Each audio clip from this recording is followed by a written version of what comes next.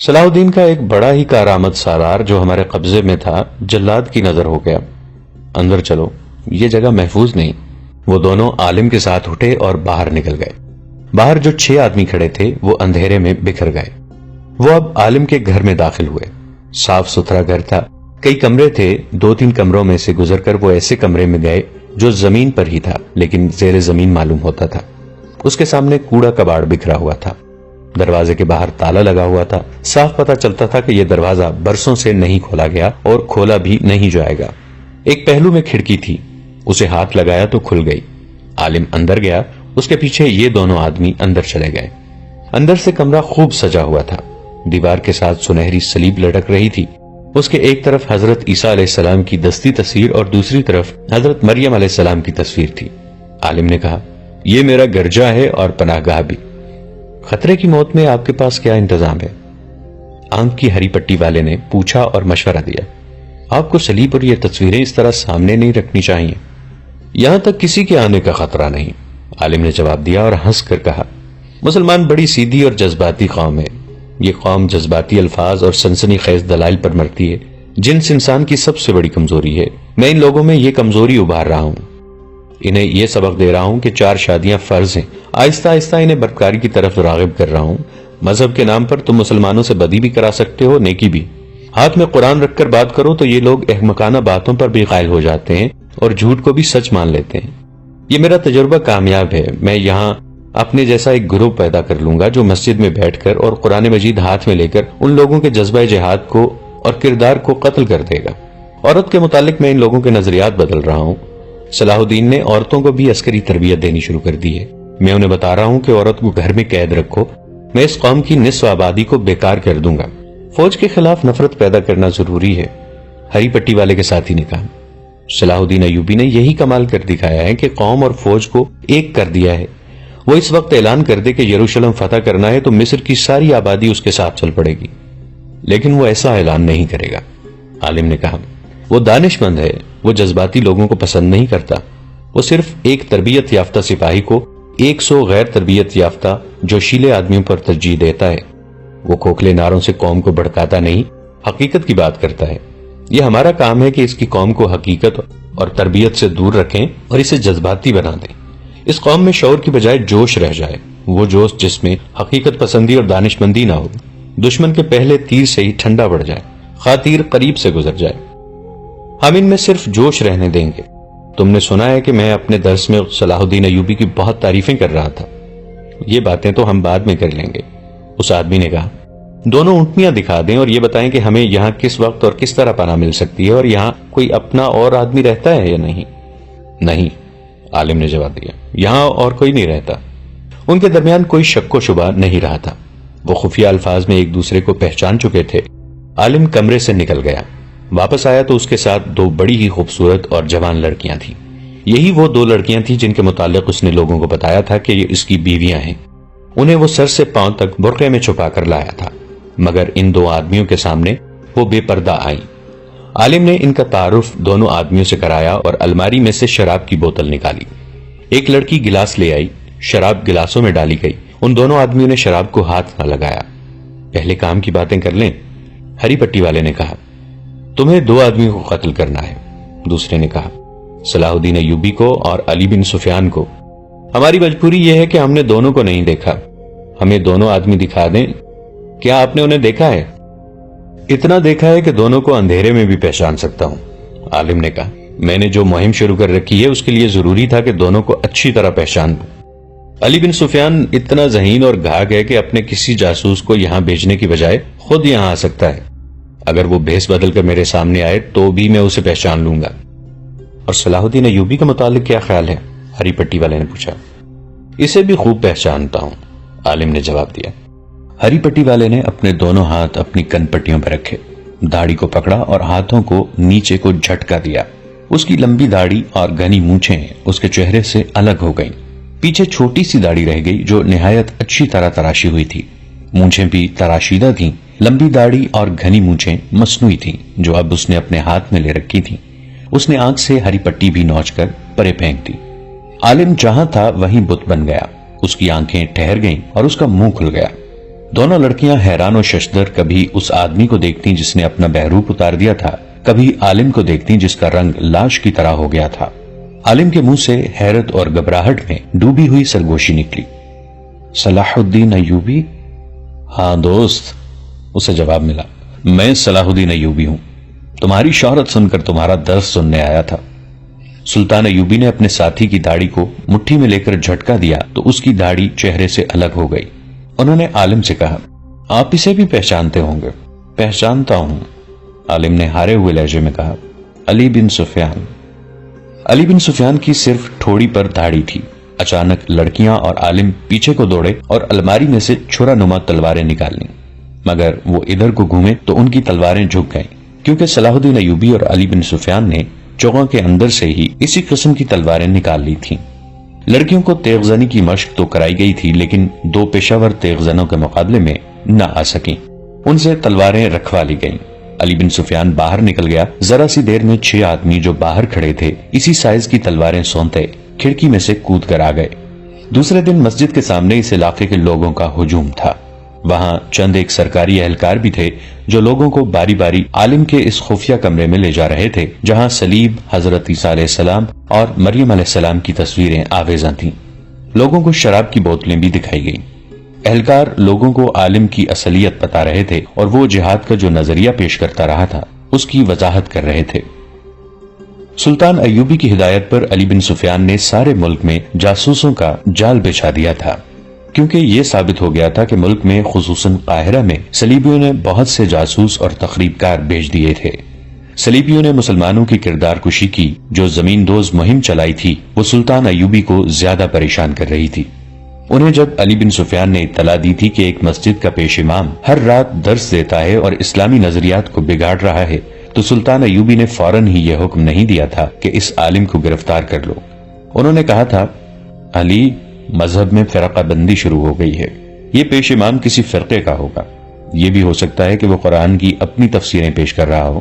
میں مذہب میں دخل نہیں دینا چاہتا، میں حاکم ہوں، عالم نہیں۔ اگر تم سمجھتے ہو کہ وہ کوئی تخریب کار ہے تو گرفتاری سے پہلے پوری طرح چھان بین کر لو، پیش امام کا درجہ مجھ سے بہت بلند ہے۔ علی بن سفیان خود اس مسجد میں درس سننے نہیں گئے کیونکہ انہیں شک تھا کہ اگر یہ پیش امام واقعی دشمن کا بھیجا ہوا تخریب کار ہے تو اسے پہچانتا ہوگا۔ انہوں نے اپنے ذہین سراغ رساں مسجد میں بھیجے جو 10-12 مرتبہ وہاں گئے اور انہوں نے جو درس سنے وہ منو عن علی بن سفیان کو سنا دیے۔ آخر ایک رات اس صلیبی عالم نے جہاد پر درس دیا اور یہ تعویل پیش کی جو صلاح الدین ایوبی نے بھی سنی۔ سراغ رسانوں نے یہ درس علی بن سفیان کو سنایا تو کوئی شک نہ رہا۔ علی نے سلطان ایوبی کو بتایا اور یہ رائے دی کہ اگر یہ شخص صلیبیوں کا جاسوس اور تخریب کار نہیں تو بھی اسے پکڑنا یا روکنا ضروری ہے، کیونکہ وہ جہاد کا ایسا نظریہ پیش کر رہا ہے جو صرف آدمی پیش کر سکتا ہے جو دشمن کا آدمی ہو یا اس کا دماغ چل گیا ہو۔ سلطان ایوبی نے یہ رپورٹ بڑی ہی غور سے سنی اور کہا کہ معاملہ ہر حال مذہب، مسجد اور پیش امام کا ہے۔ انہوں نے فیصلہ دیا کہ وہ علی بن سفیان کے ساتھ خود بہروپ میں درس سننے جائیں گے اور خود یقین کریں گے کہ پیش امام کی نیت اور اصلیت کیا ہے۔ جہاد کے ساتھ حیوانی جذبے کے ذکر نے سلطان ایوبی کے کان کھڑے کر دیے تھے۔ انہوں نے علی بن سفیان کے ساتھ صلاح مشورہ کر کے یہ بہروپ تیار کرایا تھا جس میں وہ مسجد میں گئے تھے۔ علی بن سفیان جاسوسی اور جاسوسی کے خلاف دفاع کے فن کا ماہر تھا۔ اس نے سلطان ایوبی کو اپنی ایک اور کامیابی سے آگاہ کر دیا تھا، وہ یہ تھی کہ فیضل فاطمی کو جس صلیبی لڑکی نے موقع پر گرفتار کرایا اور احمد کمال نام کے ایک کماندار کی خاطر اسلام قبول کرنے اور اس کے ساتھ شادی کرنے کی خواہش ظاہر کی مگر ماری گئی تھی، اس نے وہ خفیہ الفاظ اور اشارے بتائے تھے جو صلیبی جاسوس ایک دوسرے کو پہچاننے کے لیے استعمال کرتے تھے۔ اس کی نشاندہی پر چند ایک مسلمان بھی پکڑے گئے تھے جو صلیبیوں سے زر و جواہرات اور خوبصورت لڑکیاں لے کر ان کے لیے جاسوسی کرتے تھے۔ انہوں نے بھی علی بن سفیان کے تہخانے میں تصدیق کی تھی کہ یہ الفاظ اور اشارے استعمال ہوتے ہیں۔ اشارے یہ تھے کہ جاسوس جو ایک دوسرے سے پہلی بار ملتے اور ایک دوسرے کے متعلق یقین کرنا چاہتے تھے ان میں سے ایک آسمان کی طرف دیکھ کر کہتا، معلوم نہیں موسم کیسا رہے گا۔ وہ اسی بے پرواہی کے لہجے میں کہتا تھا جیسے یوں ہی اسے موسم کا خیال آ گیا ہو۔ دوسرا کہتا، بارش آئے گی، اسے جواب ملتا، آسمان بالکل صاف ہے۔ دوسرا کہتا، ہم گھٹائیں لائیں گے، اور وہ قہقہہ لگاتا تھا۔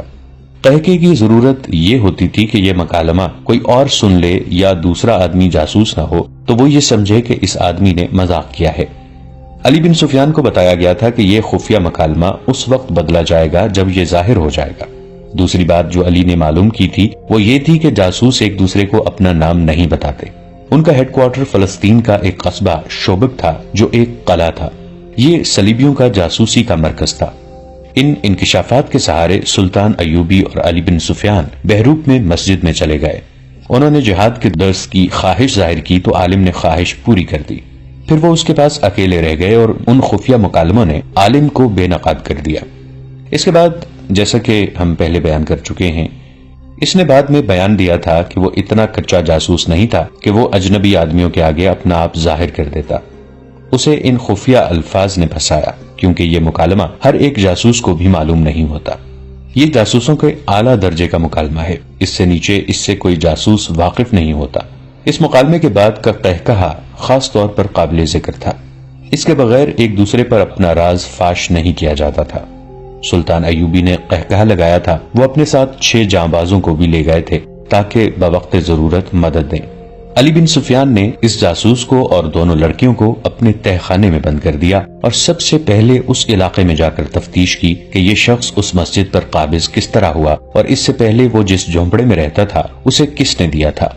وہاں کے مختلف لوگوں نے جو بیان دیے تھے ان سے پتہ چلا کہ یہ شخص 2 بیویوں کے ساتھ اس آبادی میں آیا تھا۔ پہلے ایک آدمی کے گھر مہمان رہا۔ جب لوگوں نے دیکھا تو یہ کوئی عالم فاضل ہے تو انہوں نے اسے یہ جھونپڑا دے دیا۔ وہ اس مسجد میں نماز پڑھنے جایا کرتا تھا۔ وہاں بہت مدت سے ایک پیش امام تھا۔ یہ شخص پیش امام کا مرید بن گیا۔ 15-16 روز بعد پیش امام نے مسجد ہی میں پیٹ کے درد کی شکایت کی۔ یہ شکایت اتنی تیزی سے بڑھی کہ اس کے بعد پیش امام مسجد میں نہ آ سکا۔ حکیموں نے گھر جا کر دیکھا، دوائیاں دیں مگر وہ تیسرے روز مر گیا۔ اس کے بعد اس عالم نے لوگوں سے بات کر کے مسجد سنبھال لی۔ اس نے ایسا تاثر پیدا کیا کہ لوگ اس کے عقیدت مند ہو گئے اور اس کی ضرورت کے مطابق اسے مکان دے دیا۔ علی بن سفیان کے پوچھنے پر لوگوں نے انہیں بتایا کہ انہوں نے کئی بار اس شخص کو پیش امام کے لیے کھانا لے جاتے دیکھا تھا۔ علی بن سفیان جان گیا کہ پیش امام کو اس آدمی نے زہر دیا ہے اور اسے راستے سے ہٹا کر مسجد پر قبضہ کیا تھا۔ اس جاسوسی کے گھر کی تلاشی میں بہت سے ہتھیار برآمد ہوئے جو مختلف جگہوں میں چھپائے ہوئے تھے۔ وہاں سے زہر بھی برآمد ہوا۔ وہ ایک کتے کو دیا گیا تو کتا 3 دن بے چین رہا اور گرتا اور اٹھتا رہا۔ تیسرے دن شام کے بعد کتا مر گیا۔ علی بن سفیان نے اپنی تفتیش سلطان ایوبی کے آگے رکھی تو سلطان نے اسے کہا، ان تینوں کو قید میں خوب پریشان کرو اور انہیں خوفزدہ کیے رکھو، لیکن میں انہیں جلاد کے حوالے نہیں کروں گا اور انہیں قید میں بھی نہیں ڈالوں گا۔ پھر آپ کیا کریں گے؟ علی بن سفیان نے پوچھا۔ میں انہیں حفاظت اور عزت سے واپس بھیج دوں گا۔ علی بن سفیان نے حیرت زدہ ہو کر سلطان ایوبی کے منہ کی طرف دیکھا۔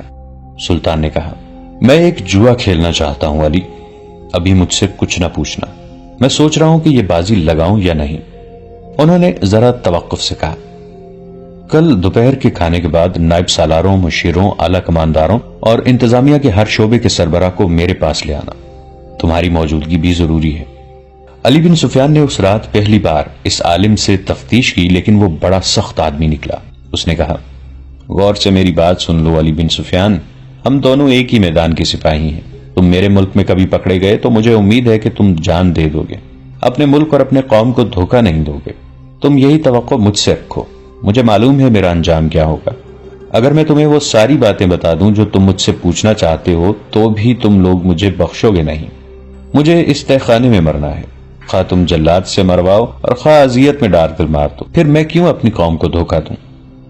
مجھے امید ہے کہ تم اپنا ارادہ بدل دو گے۔ علی بن سفیان نے کہا، کیا تم ان 2 لڑکیوں کی عزت بچانے کی خاطر یہ پسند نہیں کرو گے کہ میں جو پوچھ رہا ہوں وہ مجھے بتا دو؟ کیسی عزت؟ اس نے جواب دیا، ان لڑکیوں کے پاس صرف حسن اور ناز نخرے ہیں یا وہ استادی ہے جس سے وہ پتھروں کو بھی موم کر لیتی ہیں۔ ان کے پاس عزت نام کی کوئی چیز نہیں رہی۔ یہی تو انہیں سکھایا جاتا ہے کہ اپنی عزت سے دستبردار ہو جاؤ۔ ہم لوگ اپنی جان اور عزت بہت دور پھینکاتے ہیں۔ تم ان لڑکیوں کے ساتھ جیسا بھی سلوک کرنا چاہتے ہو کر لو، انہیں میرے سامنے ذلیل کر لو، میں تمہیں کچھ نہیں بتاؤں گا، لڑکیاں بھی تمہیں کچھ نہیں بتائیں گی۔ جاسوس لڑکیوں کو ہم سزائے موت دے دیا کرتے ہیں، انہیں ذلیل نہیں کیا کرتے۔ علی بن سفیان نے کہا، ہمارا مذہب عورت کو اذیت میں ڈالنے کی ہمیں اجازت نہیں دیتا۔ میرے دوست، جاسوس نے کہا، تم پیار کا حربہ استعمال کرو یا اذیت کا، ہم میں سے کوئی بھی ان ساتھیوں کی نشاندہی نہیں کرے گا جو تمہاری سلطنت کی جڑوں میں بیٹھے ہوئے ہیں۔ تم نے لڑکیوں کے ساتھ اچھا سلوک کرنے کا وعدہ کیا ہے، میں اس کے عوض تمہیں یہ بتا دیتا ہوں کہ یہ میری اور تمہاری جنگ نہیں، یہ صلیب اور چاند تارے کی جنگ ہے۔ میں ان معمولی سے جاسوسوں میں سے نہیں ہوں جو ادھر کی خبریں ادھر بھیجتے اور تمہارے آئندہ کے ارادے معلوم کرتے رہتے ہیں۔ اس شعبے میں میرا رتبہ بہت اونچا ہے، میں عالم ہوں، اپنے مذہب کا مطالعہ اتنا ہی گہرا کیا ہے جتنا تمہارے مذہب کا، انجیل اور قرآن کی تہ تک پہنچا ہوں۔ میں اعتراف کرتا ہوں کہ تمہارا مذہب بہتر اور سادہ ہے، یہ ہر انسان کا مذہب ہے جس میں کوئی پیچیدگی نہیں، اس کی مقبولیت کی وجہ بھی یہی ہے۔ مگر میں تمہیں یہ بھی بتا دینا چاہتا ہوں کہ تمہارے دشمنوں نے تمہارے مذہب کی اصلیت کو بگاڑ دیا ہے تاکہ اس کی مقبولیت ختم ہو جائے۔ یہودیوں نے مسلمان علماء کے بھیس میں اس میں بے بنیاد روایات شامل کر دی ہیں۔ اسلام توہمات کے خلاف تھا، مگر اس وقت سب سے زیادہ توہم پرست مسلمان ہیں۔ میں نے چاند گرہن اور سورج گرہن کے وقت مسلمانوں کو سجدے کرتے اور نذرانے دیتے دیکھا ہے، اور ایسی کئی ایک بدعتیں تمہارے مذہب میں شامل کر دی ہیں۔ ہم ایک لمبی مدت سے تمہارے اصل نظریات کو بگاڑ رہے ہیں کیونکہ ہم جانتے ہیں کہ دنیا میں صرف دو مذہب رہ جائیں گے، ایک عیسائیت اور دوسرا اسلام، اور یہ دونوں اس وقت تک مارکا آ رہیں گے جب تک کہ دونوں میں سے ایک ختم نہیں ہو جاتا۔ کسی بھی مذہب کو تیروں اور تلواروں سے ختم نہیں کیا جا سکتا، کسی مذہب کو تبلیغ سے بھی ختم نہیں کیا جا سکتا۔ اس کا یہی ایک طریقہ ہے جو میں نے اختیار کیا تھا۔ میں تمہیں یہ بتا دیتا ہوں کہ اس مہم میں میں اکیلا نہیں، پورا ایک گروہ تمہارے نظریات پر حملہ آور ہوا ہے۔ علی بن سفیان اس کے سامنے ٹہل رہا تھا اور اس کی باتیں غور سے سن رہا تھا۔ اس نے عالم جاسوس کے پاؤں میں بیڑیاں اور ہاتھوں میں ہتکڑیاں ڈال رکھی تھی۔ اس کا ارادہ تو یہ تھا کہ اس جاسوس کو بھی ہر جاسوس کی طرح اذیتوں کے اسی مرحلے میں سے گزارے گا جہاں کسی بھی لمحے جاسوس سارے راز اگل دیتے ہیں۔ لیکن اس نے قید خانے کے ایک محافظ کو بلا کر اس آدمی کی بیڑیاں اور ہتکڑیاں کھلوا دیں اور اس کے لیے پانی اور کھانا منگوایا۔ اس نے کہا، میرے اس سلوک کو اگلوانے کا حربہ نہ سمجھنا، ہم عالموں کی قدر کیا کرتے ہیں خواہ کسی بھی مذہب کے ہوں۔ میں تم سے کچھ نہیں پوچھوں گا، جو کچھ بتانا پسند کرتے ہو بتا دو، اور میں تمہاری قدر کرتا ہوں علی۔ عالم جاسوس نے کہا، میں نے تمہاری بہت تعریف سنی ہے، تم میں فن کا کمال بھی ہے اور جذبے کی حرارت بھی۔ تمہارے لیے سب سے بڑا اعزاز اور کیا ہو سکتا ہے کہ صلیبی بادشاہ تمہیں قتل کرانا چاہتے ہیں؟ اس کا مطلب یہ ہے کہ تم صلاح الدین ایوبی اور نور الدین زنگی کے ہم پلہ ہو۔ میں تمہیں بتا رہا تھا کہ میں نے علم سے یہ حاصل کیا ہے کہ کسی قوم کی تہذیب و تمدن اور مذہب کو بگاڑ دو تو فوجوں کے حملے اور جنگ و جدل کی ضرورت باقی نہیں رہتی۔ کسی قوم کو مارنا ہو تو اس میں جنسی آگ بھڑکا دو۔ یقین آئے تو اپنے مسلمان حکمرانوں کی حالت دیکھ لو۔ تمہارے رسول نے کہا تھا کہ نفس کو مارو، کہ یہی تباہی کی جڑ ہے۔ تمہاری قوم نے کب اس پر عمل کیا؟ رسول کی زندگی تک یہودیوں نے اپنے حسین لڑکیوں سے تمہاری قوم کو بھڑکایا۔ آج تمہاری قوم نفس کی غلام ہو گئی ہے۔ تم میں جس کے پاس دولت آ جاتی ہے وہ سب سے پہلے حرم کو عورتوں سے بھرتا ہے۔ ہر مسلمان خواہ وہ غریب ہی ہو 4 بیویاں ضرور رکھنا چاہتا ہے۔ یہودیوں نے مولویوں کے روپ میں تمہارے نظریات میں جنسیت ڈال دی ہے۔ اگر اپنے رسول کی ہدایت پر مسلمان امر پیرا رہتے تو میں یقین سے کہتا ہوں کہ آج دنیا کا 3/4 حصہ مسلمان ہوتا، مگر اب حال یہ ہے 3/4 مسلمان برائے نام مسلمان ہیں، اور تمہاری سلطنت سکڑتی سمٹتی چلی جا رہی ہے۔ دوستو، آج کے لیے اتنا ہی۔ اسی کہانی کی اگلی قسط کے ساتھ بہت جلد حاضر ہوں گے۔ نیچے کامنٹ سیکشن میں اپنی رائے کا اظہار ضرور کیجیے گا۔ ہمارے اس چینل کو سبسکرائب کر کے نیچے موجود بیل آئیکن کو بھی ضرور کلک کیجیے گا۔ اگلی ملاقات تک کے لیے ہمارا اور آپ کا اللہ نگہبان۔